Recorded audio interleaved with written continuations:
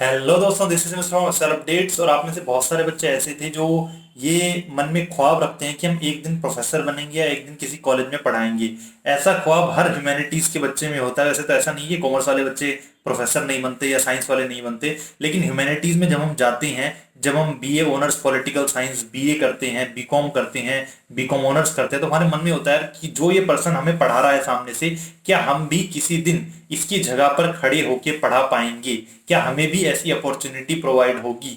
लेकिन हमें ये नहीं पता होता कि इसका पाथ क्या है। हमें इतना पता है कि हाँ, इस पर्सन ने पीएचडी की हुई है। क्यों? क्योंकि इसके नाम के आगे डॉक्टर लगा हुआ है। लेकिन हमें ये नहीं पता कि उस डॉक्टर को लगाने के लिए करना क्या होता है। तो इस वीडियो में आज मैं बताने वाला हूं आपको कि अगर आप प्रोफेसर बनना चाहते हैं या आप लेक्चरर बनना चाहते हैं, एक ही बात है, तो आपको क्या करना होगा। वैसे तो काम थोड़े से अलग भी होते हैं, प्रोफेसर अलग होता है, लेक्चरर अलग होता है, बट मोटा मोटी अगर आप लेक्चरर बनना चाहते हैं तो आपको क्या करना होगा किसी भी यूनिवर्सिटी के अंदर। तो चलिए शुरू करते हैं इस वीडियो को। सबसे पहले तो आपके पास कुछ चीजें होनी चाहिए, कुछ एलिजिबिलिटी होनी चाहिए, उसके बाद ही आप लोग लेक्चरशिप के लिए अप्लाई कर सकते हैं या फिर किसी कॉलेज में जाके पढ़ा सकते हैं। तो करना क्या है आपको इसके लिए? सबसे पहले तो आपके पास 10+2 यानी कि आपको 12th क्लियर करनी है। ठीक है जी। 12th क्लियर करने के बाद आपको ग्रेजुएशन क्लियर करनी है। ग्रेजुएशन आपकी किसी भी सब्जेक्ट में हो सकती है, प्रोग्राम भी हो सकता है, ऑनर्स भी हो सकता है, उससे कोई फर्क नहीं पड़ता। उसके बाद आप लोगों को करनी है मास्टर्स। अब आप लोगों का एक क्वेश्चन बनेगा कि क्या सर जो मैं मास्टर करूंगी या करूंगा वो मेरे ग्रेजुएशन से अलग सब्जेक्ट का हो सकता है? तो हाँ जी, बिल्कुल हो सकता है, कोई दिक्कत किसी प्रकार की नहीं है। लेकिन ध्यान रखना, जो आप सब्जेक्ट मास्टर्स में चुनोगे, नेट का एग्जाम आपको उसी सब्जेक्ट के अंदर देना है, तभी आपकी स्ट्रॉन्ग फाउंडेशन तैयार होगी। ठीक है जी। तो ग्रेजुएशन आपने सपोज बीए प्रोग्राम में की है, अब आप चाहते हो पॉलिटिकल से मैं मास्टर करूं, आप कर सकते हो, कोई दिक्कत नहीं है। आप चाहते हो मैं हिस्ट्री से मास्टर करूं, कर सकते हो आप। तो आप कोई भी सब्जेक्ट चूज कर सकते हो। आपने सपोज बीएससी इन केमिस्ट्री पढ़ी है, अब आप चाहते हैं कि मैं फिजिक्स के अंदर मास्टर करूं, तो आप करना चाहें कर सकते हैं, कोई दिक्कत नहीं है। अब आप कहोगे सर ग्रेजुएशन में कितने मार्क्स चाहिए मुझे? तो ग्रेजुएशन में आप उतने मार्क्स ले आइए जितने में आपको कहीं से भी मास्टर्स हो जाए। आपकी इग्नू से मास्टर है तो कोई दिक्कत नहीं है किसी भी प्रकार की। लेकिन हाँ, मास्टर्स में आपके 55% मार्क्स होने कंपलसरी हैं। अगर 55 नहीं होंगे तो आप लोग आगे वाला जो पायदान है उसे पार नहीं कर सकते। ठीक है। अब आगे बढ़ते हैं। आपको करना क्या? उसके बाद आपको एक नेट का एग्जाम देना है। ये जो नेट का एग्जाम होगा, इसकी तैयारी जब आप मास्टर्स कर रहे होंगे उसी टाइम करते रहिए साथ साथ, और एग्जाम भी दे दीजिए, कोई दिक्कत नहीं है। फर्स्ट ईयर में भी दे सकते हैं, सेकेंड ईयर में भी दे सकते हैं, उसमें कोई परेशानी नहीं है।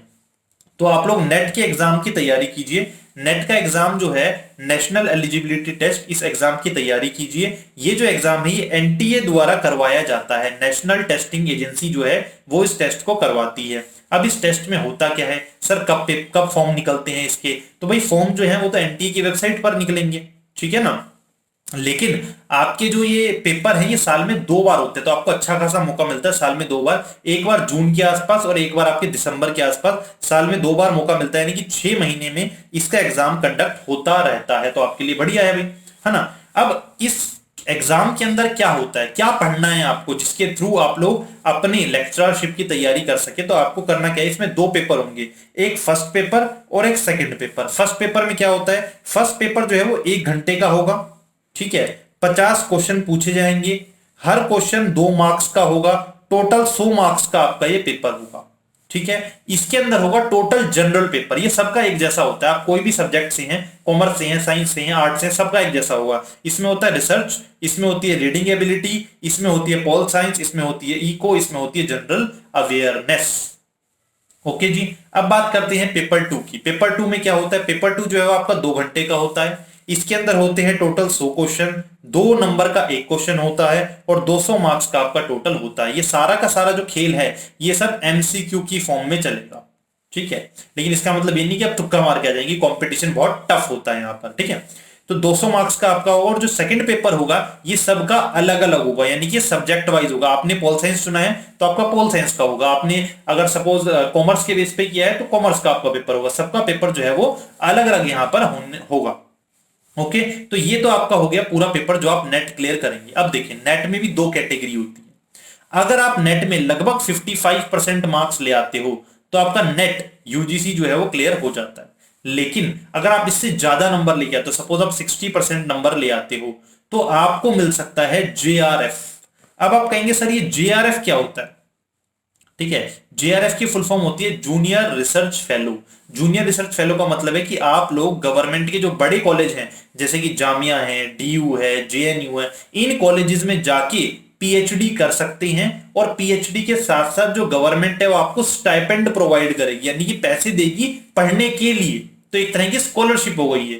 पैसे कितने मिलेंगे? लगभग 30,000 रुपए के आसपास आपको मिलते हैं as a stipend for doing the JRF. लेकिन जेआरएफ में सिलेक्शन बहुत ज्यादा मुश्किल होता है, और आपके जब इस एग्जाम के अंदर 60% आ जाएंगे, उसके बाद आपको एक इंटरव्यू देना पड़ेगा। उस इंटरव्यू के बेस पे आपको सिलेक्शन मिलेगा। तो अब आप कहोगे सर कितना लाना होगा, 60 ही लाना है क्या? तो मैं अंदाजा बता रहा हूं, ऊपर नीचे होता रहता है, 5% ऊपर भी जा सकता है, 5% नीचे भी जा सकता है। ठीक है जी। अंदाजन ये है कि हर साल 55% स्कोर यूजीसी नेट का रहता है, और 60% का जो स्कोर है वो जेआरएफ के लिए रहता है। तो आप लोग उसी हिसाब से अपनी तैयारी कीजिए। मतलब जितना ज्यादा नंबर लाएंगे आप, उम्मीद उतनी ज्यादा होगी जेआरएफ को क्लियर करने की। पेपर सेम है, जेआरएफ के लिए भी आपको यही पेपर देना है, यूजीसी के लिए भी यही देना है, एनटीए यूजीसी के लिए। बस इसमें जो टॉपर्स होते हैं वो जेआरएफ के लिए सेलेक्ट हो जाते हैं, बाकी एनटीए यूजीसी में रह जाते हैं। उसमें आप किसी भी यूनिवर्सिटी में फीस पे करके अपनी पीएचडी को कर सकते हो।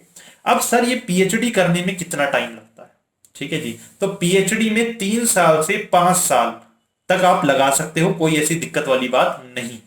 ठीक है ना। मिनिमम 3 साल तो आपको देने ही पड़ेंगे पीएचडी को करने के लिए। किसी भी कॉलेज से आप पीएचडी कर सकते हैं जहां पर भी इसे कराया जाता है। इग्नू भी इवन पीएचडी करवाता है, लेकिन इतना आसान नहीं होता कि बाकी ओपन यूनिवर्सिटी की तरह ये भी आसान होगा, ऐसा नहीं है। पीएचडी में आपको मेहनत करनी पड़ती है, आपको एक सब्जेक्ट उठा के उस पर रिसर्च करनी पड़ती है। ठीक है ना। रिसर्च की मेथोडोलॉजी वगैरह आपको सिखाई जाती है, कैसे आप रिसर्च करेंगे इस टॉपिक पे, क्या आपके पास फैक्ट फाइंडिंग्स होनी चाहिए, क्या आपकी हाइपोथेसिस होगी। इन सब बेसिस पे आप लोग अपना जो रिसर्च है वो करते हैं, और फिर उस रिसर्च की कॉपी को आप सबमिट करते हैं कि हाँ जी मैंने ये रिसर्च की है। इस बेस पे आपको डॉक्टरेट की डिग्री दी जाती है, या मैं कहूं पीएचडी की डिग्री दी जाती है, जिसमें आपके नाम के आगे डॉक्टर लग जाता है। अब आप कहोगे सर इसमें तो बहुत टाइम लगता है। जी हाँ, टाइम तो लगता है। देखिए एक नॉर्मल बच्चा जो है 12वीं जब करता है तो वो 18 साल का होता है। 3 साल की ग्रेजुएशन करेगा, 21 साल हो गया। 21 साल के बाद 2 साल की मास्टर्स करेगा, 23 साल का हो गया। अगर मास्टर्स के साथ साथ उसने नेट क्लियर कर लिया तो अच्छी बात है, नहीं तो नेट क्लियर करने के लिए और 1 साल चाहिए, 24 साल का हो गया।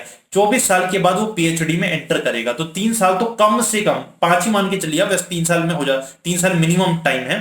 तो 24 के बाद 25, 26, 27, 28, 29, तभी लोग 29-30 साल की उम्र में पीएचडी करते हैं। यही वजह है कि जब इतनी एज होने के बावजूद आप लोग पीएचडी कर रहे होते हैं कि पीएचडी में समय लगता है। ठीक है ना। पीएचडी ऐसे नहीं होती, बच्चों का खेल नहीं है पीएचडी। आपको काफी चीजों पे ध्यान रखना पड़ता है, आपको मैच्योरिटी भी चाहिए होती है, आपको रिसर्च भी करनी होती है, उतना दिमाग भी चाहिए प्रेशर लेने के लिए। ठीक है जी। तो आई होप आप लोगों की जो प्रॉब्लम है वो सॉल्व हो गई होगी। अब मैं आपको बताता हूं कि जॉब कैसे मिलनी है ना भाई, ये जरूरी है। तो भाई आप सरकारी कॉलेजेस में भी अप्लाई कर सकते हैं, प्राइवेट कॉलेजेस में भी अप्लाई कर सकते हैं। प्राइवेट कॉलेजेस में सैलरी कम मिलती है, सरकारी में जो पे स्केल होता है उसके हिसाब से आपको सैलरी मिलेगी। ये 50,000 से 1 लाख रुपए तक आपको विद एक्सपीरियंस पीएचडी में पैसा मिल सकता है। बहुत सारे प्रोफेसर ऐसे हैं जिन्हें 10-10 साल हो गए, 15-15 साल हो गए, और अब 1-1 लाख रुपए, 1.25 लाख रुपए पर मंथ की सैलरी वो उठा रहे हैं। स्टार्टिंग में हो सकता है आपको सैलरी बहुत कम मिले, 50,000 ही आपको मिले, या प्राइवेट में लगे हैं तो हो सकता है आपको 30-35 हजार से ही काम चलाना पड़े, लेकिन विद एक्सपीरियंस आपको सैलरी जो है वो अच्छी मिल सकती है। ओके जी। अब इसमें देखिए 3 तरह की जॉब होती है। एक होती है एडहॉक बेसिस पे। एडहॉक का मतलब क्या होता है, आपको आवरली बेसिस पे बुलाया जाएगा कि लेक्चर दो और जाओ, आपको पर आवर के हिसाब से पैसे मिल जाएंगे। पर आवर के हिसाब से गवर्नमेंट में होता है एसवाईएल एनसीवेब के अंदर ना 1,000-2,000 रुपए मिलते हैं पर आवर को पढ़ाने के लिए। कितने भी बच्चे उसमें भर सकते हैं, वो कोई दिक्कत नहीं है। दूसरा होता है non grant position. Non grant position का मतलब है कि आपको कॉलेज में जॉब मिलेगी, लेकिन जो सैलरी है वो कॉलेज देगा, गवर्नमेंट नहीं देगी। हर कॉलेज के पास एक कोटा होता है, जिस कोटा में कुछ जो सैलरी होती है, कुछ प्रोफेसर्स की सैलरी वो कॉलेज देता है और कुछ की गवर्नमेंट से आती है। तो यहां पर जो सैलरी है वो कॉलेज देगा, और आपका जो एक्सपीरियंस होगा वो यूजीसी में काउंट होगा।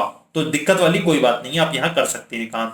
और तीसरी सबसे सिक्योर्ड होती है ग्रांटेबल पोजीशन। ग्रांटेबल पोजीशन का मतलब होता है कि भाई आपको प्रॉपर सैलरी मिलेगी from the government, proper experience मिलेगा, प्रॉपर जो है वो सब कुछ आपके लिए होगा।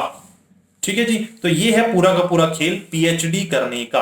अब आप कहेंगे सर इसमें एक और पेज है, ठीक है, तो वो भी मैं क्लियर कर देता हूं जब वीडियो बनी रही है। तो एक होता है एमफिल। अभी एमफिल क्या वाला है, ये जो एमफिल है ये पहले होती थी, अब जो नई एजुकेशन पॉलिसी है उसके बाद से एमफिल बंद हो जाएगी। अभी बंद हुई नहीं है, एमफिल जल्दी ही बंद हो जाएगी। पहले मतलब अभी फिलहाल ऑप्शन ये होता है कि आप लोग मास्टर्स करने के बाद या तो नेट का एग्जाम क्लियर कर लो या फिर 2 साल की ये एमफिल कर लो किसी कॉलेज से, ताकि आप लोग पीएचडी कर सके। ठीक है, आने वाले समय में जो न्यू एजुकेशन पॉलिसी आने वाली है उसके अंदर एमफिल को बंद किया जा रहा है। ठीक है, जो उसके बाद सीधे नेट होगा और नेट के बाद आप लोग प्रोफेसर के लिए जा सकते हैं, लेक्चरर के लिए जा सकते हैं। एक और बड़ा चेंज होने वाला है, अभी तो क्या है कि आप लोगों ने नेट क्लियर किया और नेट क्लियर करने के बाद आप लोग लेक्चरर की जॉब पे लग सकते हैं, लेकिन 2022 से ऐसा सुनने में आ रहा है कि जो पर्सन पीएचडी कर लेगा उसे ही कॉलेज में पढ़ाने का मौका मिलेगा। यानी कि अगर आपने सिर्फ नेट क्लियर किया और पीएचडी परस्यूइंग है तो आप लोग कॉलेज में नहीं पढ़ा सकते। तो उसके लिए फिर आपको पूरी पीएचडी करनी पड़ेगी, आप तभी कॉलेज में पढ़ाएंगे। अभी क्या होता है कि बच्चे ने नेट क्लियर कर लिया, उसके बाद किसी ना किसी प्राइवेट कॉलेज में या गवर्नमेंट कॉलेज में टेम्परेरी बेसिस पे उसे जॉब मिल जाती है। जॉब के साथ साथ, क्योंकि देखो आपकी एज भी हो रही होती है, आप 25 क्रॉस कर चुके होते हैं, तो कुछ आपकी जरूरतें भी होती हैं, ठीक है ना, फैमिली की जरूरतें भी होती हैं, तो आपको जॉब पे लगना पड़ता है। तो इसके अंदर आप जॉब भी कर सकते थे और साथ में अपनी पीएचडी को परस्यू भी कर सकते हैं। लेकिन आने वाले टाइम में गवर्नमेंट रूल बना रही है कि भाई जब तक पीएचडी कंप्लीट नहीं होगी आप लोग जॉब पे नहीं लग सकते लेक्चरर की। ठीक है जी, तो this is all about the PhD. आपका फिर भी कोई डाउट है तो कमेंट सेक्शन में लिख भेजिए, मैं आपको हर डाउट को क्लियर करने की पूरी कोशिश करूंगा। So thank you again watching for this video. This was Sachin Bansal signing off.